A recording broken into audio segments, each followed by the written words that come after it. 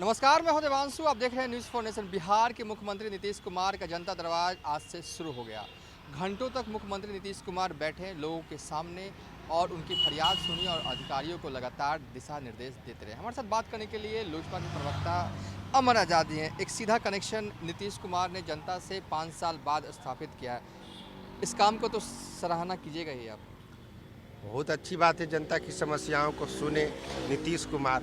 मगर नीतीश कुमार जो जातीय रंग खेल रहे हैं, नीतीश कुमार का जो दोहरा नीति है, एक तरफ कहते हैं कि हम महादलितों के हितैषी हैं, एक तरफ वो कहते हैं कि हम सभी लोगों का हितैषी हैं, सामाजिक न्याय की बात करते हैं, सुशासन की बात करते हैं। तो मेरा ये कहना है कि बिहार में कई नरसंहार हुए। सेनारी नरसंहार 1999 में हुए, 1997 में बाथे नरसंहार हुए, लक्ष्मणपुर बाथे हुए, उसके बाद मियाँपुर नरसंहार 2000 में, 97 में बेलछी कई दलितों की हत्याएं हुई, स्वर्ण जाति के लोगों की भी हत्याएं हुई। मगर नीतीश कुमार पर यह सवालिया निशान लोक जनशक्ति पार्टी यह खड़ा कर रही है और उनसे जवाब मांगना चाहती हूँ, उनके नेताओं से। उनके पार्टी के जो दलित नेता हैं, मैं उन्हें चैलेंज करता हूँ कि आप इस मुद्दे पर अपनी जुबान को खोलें। अगर आप में हिम्मत है और अगर आप दलित सीट से जीतते हैं, दलित राजनीति करते हैं और दलित के नाम पर किसी पार्टी में जुड़े हुए हैं। तो सेनारी नरसंहार हुआ तो जो पटना हाई कोर्ट है, सभी नरसंहार बाथे हो, लक्ष्मणपुर हो, मियाँपुर हो, बेलछी हो, सभी नरसंहार के आरोपियों को बरी कर दिया गया सबूतों के आधार पर।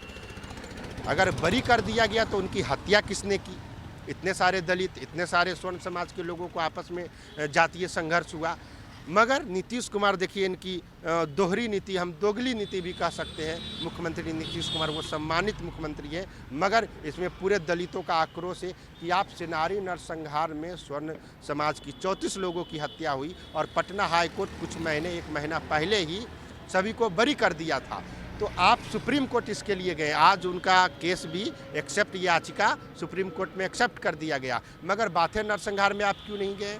आप लक्ष्मणपुर बात शंकर बिगहा में क्यों नहीं गए जो नरसंहार हुए बिहार में?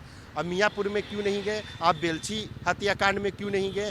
तो ये दर्शाता है कि आप दलित की हत्याएं आपको दिख नहीं रही है या आप दलितों की हत्या करवाना चाहते हैं। नीतीश कुमार तो झूठ ही बोलते हैं। चुनाव में उन्होंने क्या बोला था कि दलितों की हत्याएं होगी तो हम उन्हें सरकारी नौकरी देंगे। अभी तक आप पता कर लीजिए कि अभी तक इसका गजट पास नहीं हुआ है, बिहार सरकार से कोई नियम पास नहीं हुआ है। मैं जदयू के उन तमाम नेताओं से सवाल करना चाहता हूं, दलित के नाम पर बने हुए हैं, कि आप इन मुद्दों पर क्यों नहीं बोलते हैं?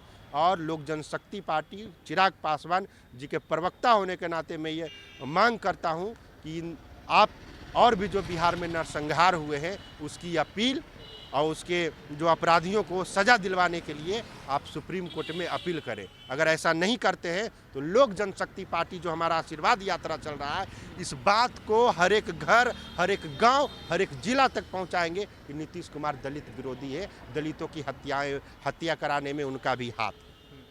एक सवाल यह है कि जिस तरीके से बीते दिनों श्याम रजक ने आपके नेता चिराग पासवान से मुलाकात की और ये कहा जा रहा है कि चिराग पासवान ने तेजस्वी और लालू प्रसाद यादव से भी मुलाकात की है, नज़दीकियाँ बढ़ रही हैं, क्या संभावनाएं तेज हैं एक हो जाए आप लोग?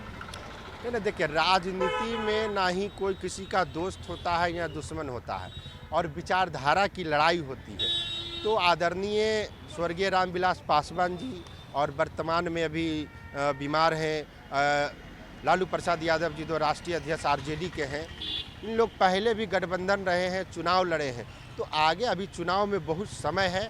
चिराग पासवान जी ने भी यह कहा है कि कुछ भी हो सकता है, मगर जो हम लोगों को धोखा दिया है उसके साथ हम लोग कभी नहीं जा सकते हैं। उसके परिवार और जो हम लोगों के परिवार को तोड़ने का कोशिश किया है उसके साथ कभी नहीं। और तो बहुत सारे लोग, उनसे बहुत सारे नेता मुलाकात कर रहे हैं, बात कर रहे हैं। चिराग पासवान जी की आभार डिमांड है, पूरा उनका जनधार सभी पार्टी को लोग देख रहे हैं, इसीलिए उनके बिहार में उनकी ताकत है, इसीलिए उनके पास सभी लोग जा रहे हैं।